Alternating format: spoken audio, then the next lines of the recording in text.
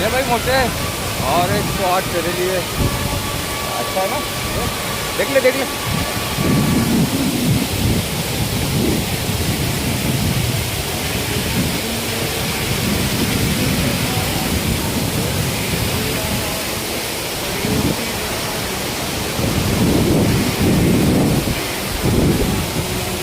ये खारखोरा का धबधबा जहाँ से गिरता कि नहीं नीचे, वहाँ पे हूँ मैं अभी।